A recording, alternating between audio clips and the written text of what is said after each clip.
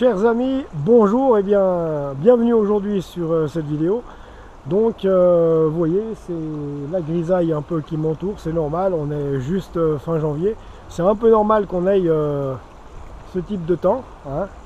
Donc voilà, j'espère que vous allez bien, j'espère que tout dans votre vie se déroule pour le mieux. Alors aujourd'hui, la chose que je voulais voir avec vous, c'était que je me rends compte que les gens, donc la société elle-même, ne se rend pas compte du tout de ce qui est important.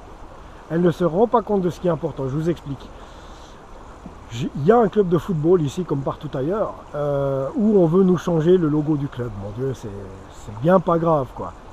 Et les gens donnent leur avis sur les forums, mettent leur vie, mettent leur cœur dans cette histoire de changement de logo, sont complètement odieux. On sent que leur vie en dépend. Mais mon Dieu, ce que leur vie doit être triste, ce qu'elle doit être vide. Moi, j'ai été de ceux-là et je peux vous dire qu'on n'a pas une vie plus vide que quand on met notre cœur dans quelque chose du monde, puisque tout est vanité. Tout est vanité. Alors cette histoire de logo, c'est rien. Il ferait mieux de s'occuper de savoir que vont-ils devenir après la vie. Est-ce qu'ils ont la vie éternelle? Est-ce qu'ils sont sauvés? Ils y pensent même pas. Vous leur posez la question, ils vont vous répondre qu'ils s'en foutent. Donc c'est vraiment grave de mettre autant de rage dans une histoire de logo de football changé, d'y mettre sa vie, d'y mettre une hargne, d'y mettre un cœur, et puis que c'est la fin du monde, mon Dieu, alors qu'ils ne sont pas sauvés, qu'ils n'ont pas accepté le Seigneur Jésus dans leur vie, et que leur vie de ce fait est vide, parce qu'il faut vraiment une vie vide, et je l'ai vécu, donc j'étais de ceux-là aussi. J'avais une vie vide comme ça, et on n'est jamais heureux, on ne peut pas être heureux quand c'est comme ça. Je me mets à la place de ces centaines de personnes qui se prennent la tête pour ça, il ferait mieux de se soucier de leur vie future, de la vie éternelle, de leur salut, il ferait mieux de s'occuper de leur salut. Mais ils n'écoutent pas, vous aurez beau leur dire Jésus t'aime, il a donné sa vie pour toi à la croix, mais ils n'écouteront rien du tout pour eux. Et c'est ça, pour eux, comme ça a été le cas pour moi, rien c'était pas important, c'était insignifiant, et c'est ça que je trouve dommage, c'est que les gens ne se rendent pas compte que sans Seigneur Jésus, dans la vie, il ne se passe rien, et il ne se passera rien de bon, et les gens tourneront en rond comme des mouches sous un verre, tant qu'ils n'auront pas le Seigneur Jésus dans leur vie. Tant qu'ils n'auront pas le Seigneur Jésus dans leur vie. Ça paraît comme ça, futile de dire ça comme ça, mais se laisser toucher justement par celui qui a donné sa vie pour nous, et de laisser notre cœur ouvert, d'ouvrir notre cœur, d'ouvrir nos oreilles un peu à la bonne parole, à la parole de l'Évangile, à la Bible, à tous ces enseignements que le Seigneur a voulu nous donner, ça nous fait comprendre des choses. Mais malheureusement, l'être humain, il est comme ça, il faut toujours qu'il attende le dernier moment, ou alors qu'il se passe des catastrophes dans sa vie, pour se retourner vers le Seigneur et se dire: oui, le Seigneur Jésus existe, il est encore vivant, il est éternellement vivant, et il est là pour moi, et de l'avoir avec moi dans ma vie, si je l'accepte, mon chemin sera dégagé, mon chemin sera beaucoup plus facile. Beaucoup de personnes n'arrivent pas à réaliser cela, et si je fais cette vidéo, si vous êtes quelqu'un de non-croyant, écoutez ce que je viens de dire.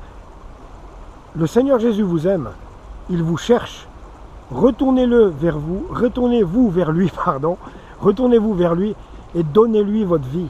Donnez-lui votre vie, donnez-lui les rênes de votre vie. Il n'y a personne qui sait mieux que lui ce qui est bon pour vous. Même si vous pensez que vous êtes bon, moi j'ai toujours pensé que j'étais bon pour être humoriste, artiste professionnel à la télévision et partout. Et ben je me suis planté, j'y ai donné mon énergie, j'y ai donné mon cœur, et puis je m'énervais. Et j'avais pas de plaisir, je faisais que de m'énerver. Je ne construisais pas une carrière, je construisais un calvaire, je m'auto-flagellais. J'ai donné ma vie au Seigneur Jésus, je lui ai donné ma vie. Je lui ai dit: voilà, prends les rênes à ma place, toi tu sais, moi je ne sais pas. Et moi ça va beaucoup mieux. Et moi ça va beaucoup mieux, je peux vous dire. J'ai été aussi coach en développement personnel, où j'enseignais la loi de l'attraction, donc une loi qui dit... vous devenez ce à quoi vous pensez le plus, c'est-à-dire qu'en vous visualisant en train d'avoir beaucoup d'argent, par exemple, et en y croyant que cet argent arriverait directement vers vous, par exemple. Mais tout est vanité, là aussi c'est vanité. Et comme j'ai ouvert ma Bible il n'y a pas si longtemps que ça, il y a peut-être environ 3-4 mois, et que je me suis dit, mais j'ai ouvert la Bible et c'est écrit, mais c'était une fausse doctrine, donc j'étais en train d'enseigner une fausse doctrine sur ma chaîne de 2000 abonnés. J'étais en train d'enseigner une fausse doctrine, et ce qui faisait de moi un faux prophète. Donc j'ai tout effacé, et raison pour laquelle je suis revenu au Seigneur Jésus et aux paroles de l'Évangile. Et je sais aujourd'hui qu'il n'y a rien de plus important que le Seigneur Jésus. Je l'ai pris, je lui ai demandé de venir. Donc dans mon cœur, je lui ai ouvert complètement mon cœur, et je lui laisse la première place dans ma vie, et je le laisse me guider dans la vie.